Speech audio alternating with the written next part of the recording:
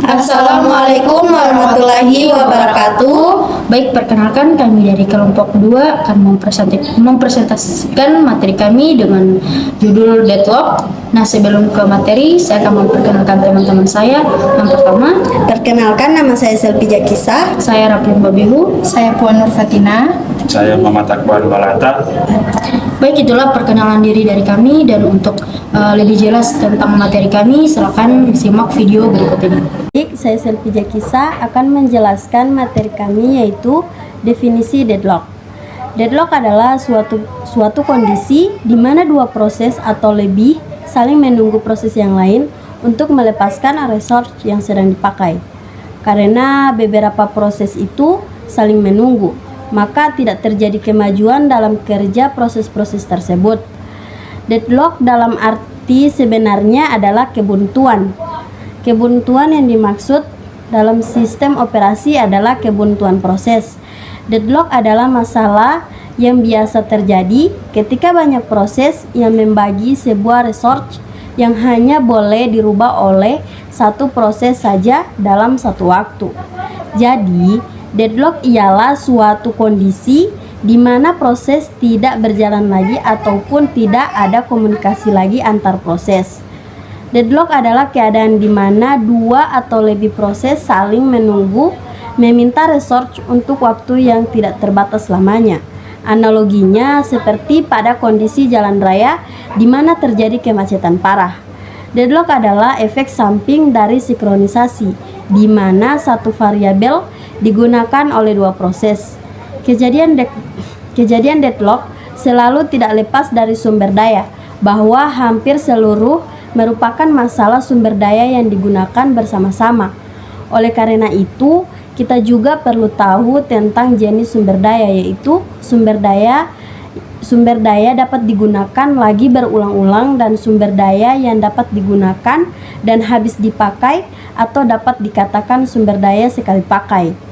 Sumber daya ini tidak habis dipakai oleh proses manapun, tetapi setelah proses berakhir, sumber daya ini dikembalikan untuk dipakai oleh proses lain yang sebelumnya tidak kebagian sumber daya ini.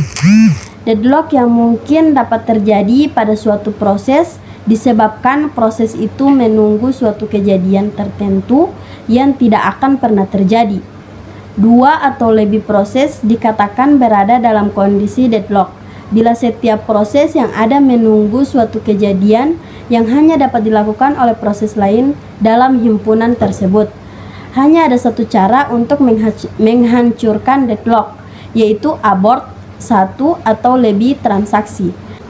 Contoh berikut ini terjadi pada sebuah persimpangan jalan. Beberapa hal yang dapat membuat deadlock pada suatu persimpangan, yaitu yang pertama, terdapat satu jalur pada jalan. Yang kedua, mobil digambarkan sebagai proses sedang menuju sumber daya. Dan yang ketiga, untuk mengatasi beberapa mobil harus rem atau mundur. Dan yang terakhir, sangat memungkinkan untuk terjadinya starvation atau kondisi proses tak akan mendapatkan sumber daya. Ada 3 cara untuk menangani deadlock, yaitu yang pertama time out, yang kedua deadlock prevention, dan yang ketiga deadlock detention and recovery. Yang pertama, time out. Pendekatan sederhana pada pencegahan deadlock adalah berdasarkan lock time out. Dengan pendekatan ini, sebuah transaksi yang meminta sebuah lock akan menunggu hanya sampai periode waktu tertentu yang didefinisikan sistem. Yang kedua, deadlock prevention.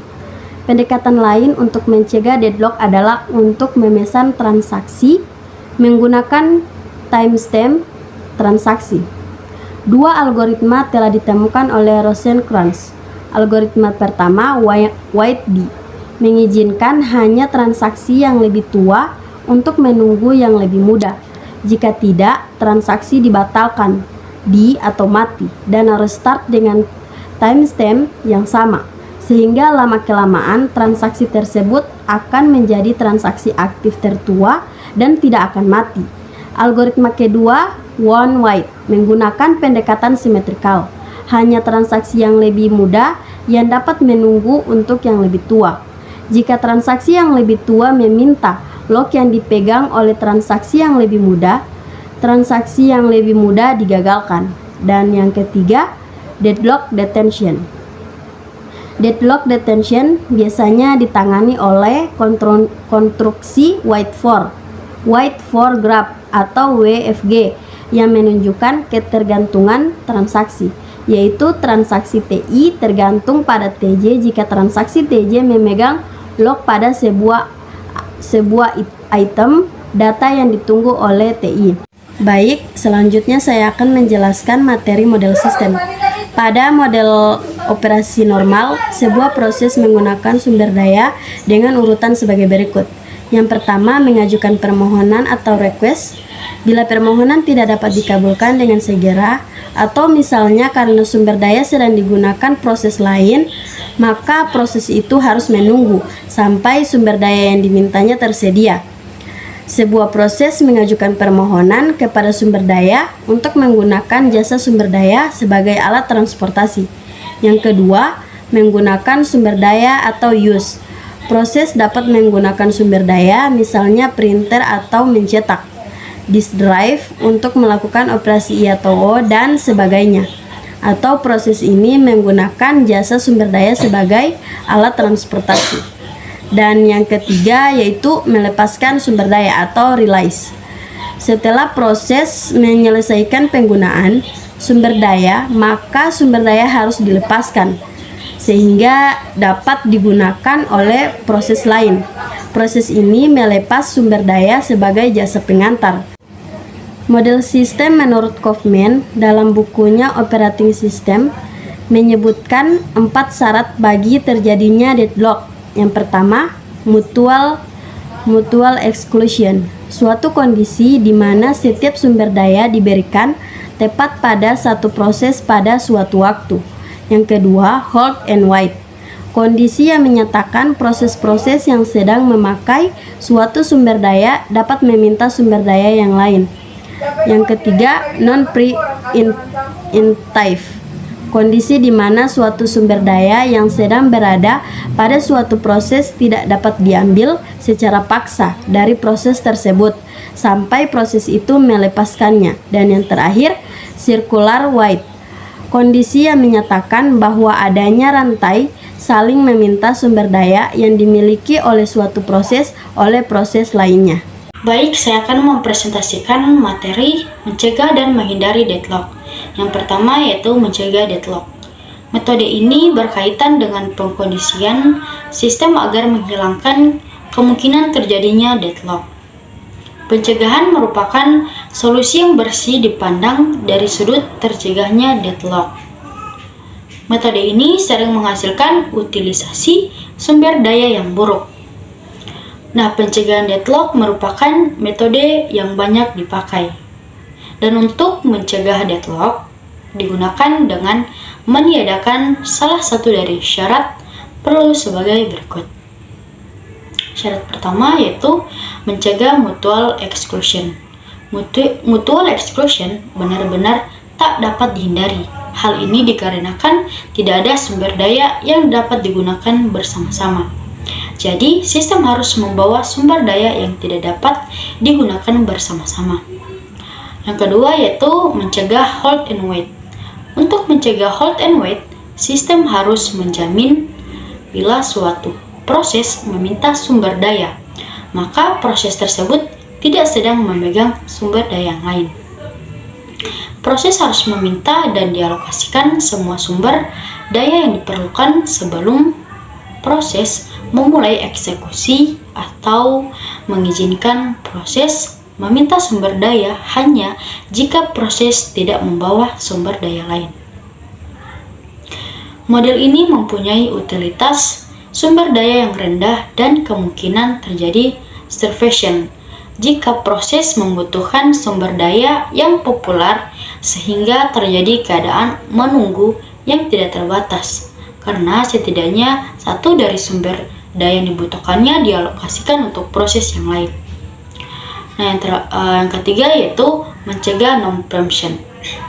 Peniadaan non-preemption mencegah proses-proses lain harus menunggu. Seluruh proses menjadi preemption sehingga tak ada yang menunggu. Nah, di sini ada cara cara mencegah kondisi non-preemption. Cara pertama yaitu jika suatu proses yang membawa beberapa sumber daya meminta sumber daya lain yang tidak dapat segera dipenuhi untuk dialokasikan pada proses tersebut, maka semua sumber daya yang sedang dibawa proses tersebut harus dibebaskan. Cara kedua yaitu proses yang sedang dalam keadaan menunggu, sumber daya yang dibawanya ditunda dan ditambahkan pada daftar sumber daya. Yang ketiga, proses akan di-restart hanya jika dapat memperoleh sumber daya yang lama dan sumber daya yang baru yang diminta. Nah, terakhir ada poin mencegah kondisi menunggu sirkular. Sistem mempunyai total permintaan global untuk semua tipe sumber daya. Proses dapat meminta proses kapanpun menginginkan, tapi permintaan harus dibuat terurut secara numerik. Setiap proses yang membutuhkan sumber daya dan memintanya, maka nomor urut akan dinaikkan. Cara ini tidak akan menimbulkan siklus. Masalah yang timbul adalah tidak ada cara pengurutan nomor sumber daya yang memuaskan semua pihak. Nah, itulah materi tentang mencegah deadlock. Selanjutnya, materi menghindari deadlock. Metode alternatif untuk menghindari deadlock adalah digunakan informasi tambahan tentang bagaimana sumber daya diminta. Misalnya, pada sistem dengan satu tape drive dan satu printer, proses P pertama meminta tape drive dan kemudian printer sebelum melepaskan kedua sumber daya tersebut. Sebaliknya, proses Q pertama meminta printer, kemudian tape drive. Dengan mengetahui urutan permintaan dan pelepasan sumber daya untuk setiap proses, dapat diputuskan bahwa untuk setiap permintaan apakah proses harus menunggu atau tidak. Setiap permintaan ke sistem harus dipertimbangkan apakah sumber daya tersedia, sumber daya sedang dialokasikan untuk proses dan permintaan, kemudian serta pelepasan oleh proses untuk menentukan apakah permintaan dapat dipenuhi atau harus menunggu untuk menghindari deadlock. Model yang sederhana dan sangat penting dibutuhkan adalah setiap proses menentukan jumlah maksimum sumber daya dari setiap tipe yang mungkin diperlukan. Algoritma deadlock avoidance secara dinamis memeriksa status sumber daya yang dialokasikan untuk menjamin tidak pernah terjadi kondisi menunggu sirkular. Status alokasi sumber daya ditentukan oleh jumlah sumber daya yang tersedia dan yang dialokasikan dan maksimum permintaan oleh proses-proses. Nah, untuk penghindaran deadlock diperlukan pengertian mengenai state aman atau safe state dan state aman atau unsafe state. Yang pertama, state aman atau safe state. Ketika suatu proses meminta sumber daya yang tersedia, sistem harus menentukan apakah alokasi sumber daya pada proses mengakibatkan sistem dalam state aman. Sistem dikatakan dalam state aman jika sistem dapat mengalokasikan sumber daya untuk setiap proses secara berurutan dan menghindari deadlock. Yang kedua, jika sistem dalam state aman, maka tidak akan terjadi deadlock. Sedangkan jika sistem dalam state tidak aman atau unsafe state, maka kemungkinan akan terjadi deadlock.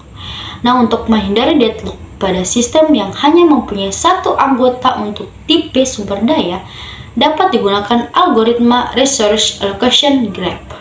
Algoritma resource allocation graph tidak dapat diaplikasikan pada sistem yang mempunyai beberapa anggota pada setiap tipe sumber daya. Setiap proses sebelum dieksekusi harus menentukan jumlah sumber daya maksimum yang dibutuhkan. Jika suatu proses meminta sumber daya, kemungkinan proses harus menunggu. Dan jika suatu proses mendapatkan semua sumber daya, maka proses harus mengembalikan semua sumber daya dalam jangka waktu tertentu. Nah, itulah penjelasan tentang materi mencegah dan menghindari deadlock.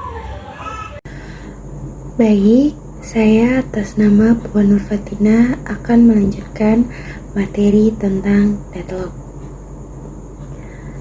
Nah, di sini saya mendapatkan bagian tentang penyebab deadlock. Seperti yang kita ketahui, penyebab deadlock itu setelah kita melihat beberapa ilustrasi di atas, mungkin kita sekarang mulai bisa membayangkan apa itu deadlock. Sebenarnya deadlock itu akan terjadi apabila syarat-syarat dari deadlock tersebut terpenuhi.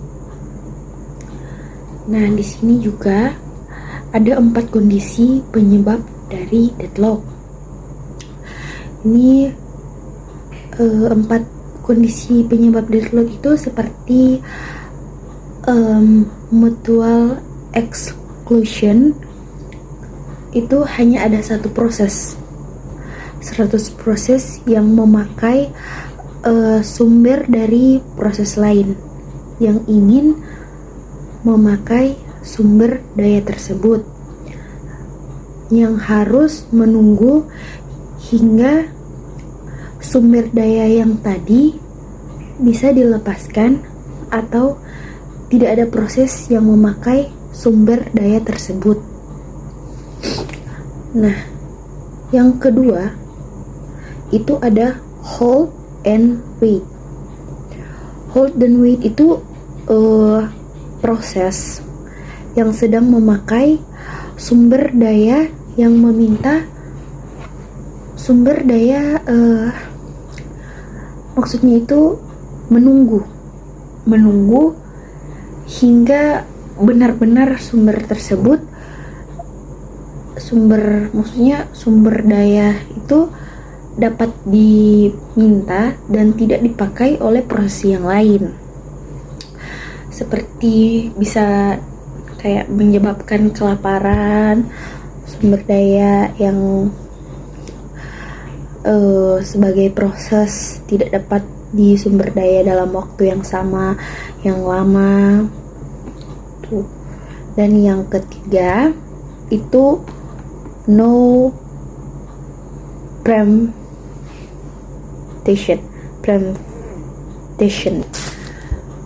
Di sini juga akan terbesit pertanyaan mengenai tentang deadlock. Seperti yang kita ketahui, yang menyebabkan deadlock sering tidak terdeteksi ketika dilakukan pengujian sistem itu bagaimana? Ya, kemungkinan deadlock itu sering terdeteksi karena sistem operasi dan buffer jaringan. Karena beban yang meningkatkan menyebabkan buffer itu penuh dan deadlock tidak bisa dihindari. Aturan pertama untuk mencegah deadlock adalah jangan pernah menghalangi input atau output yang digunakan secara sewaktu-waktu atau dalam waktu yang digunakan.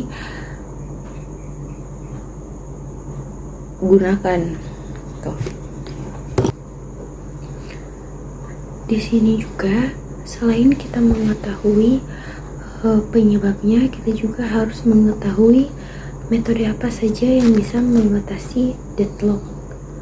Nah, di sini kita bisa mengetahui, yakni metode pertama, metode mencegah deadlock atau deadlock prevention.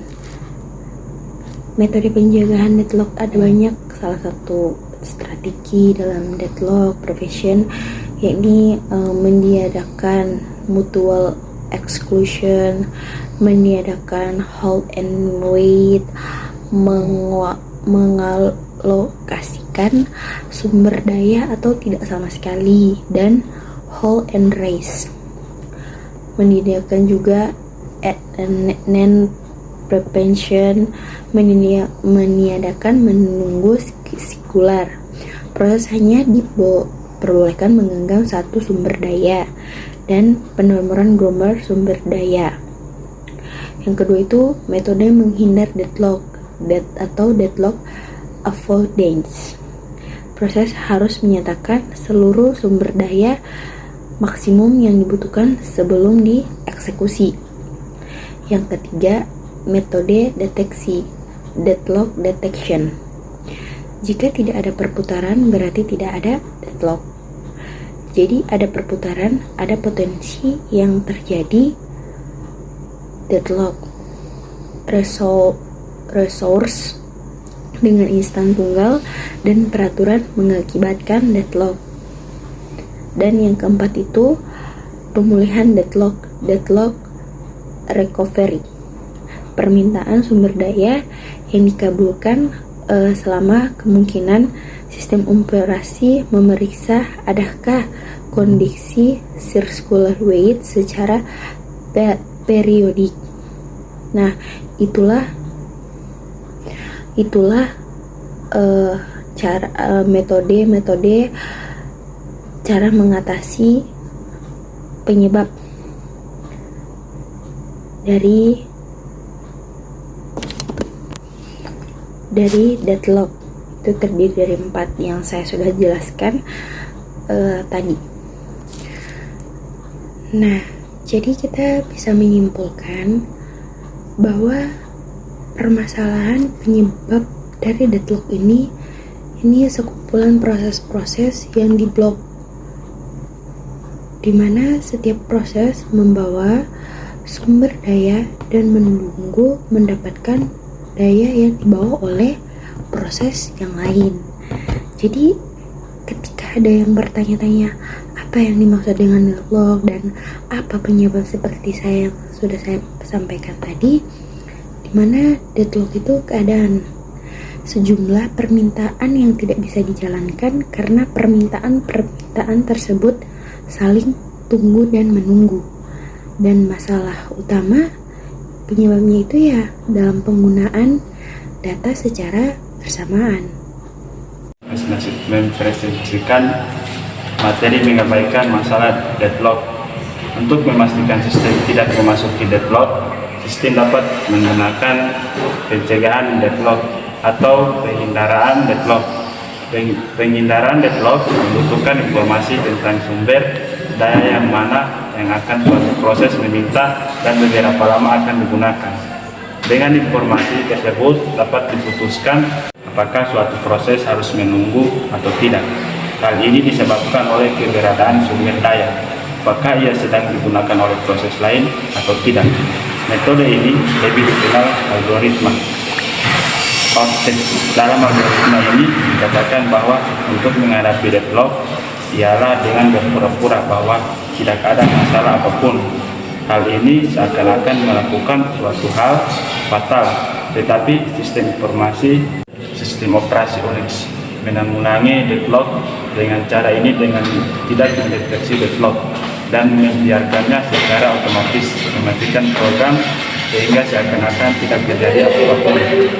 Jika terjadi deadlock, maka tabel akan penuh sehingga proses yang menjalankan proses melalui operator harus menunggu pada waktu tertentu dan mencoba lagi. Baik, selanjutnya mendeteksi dan memperbaiki.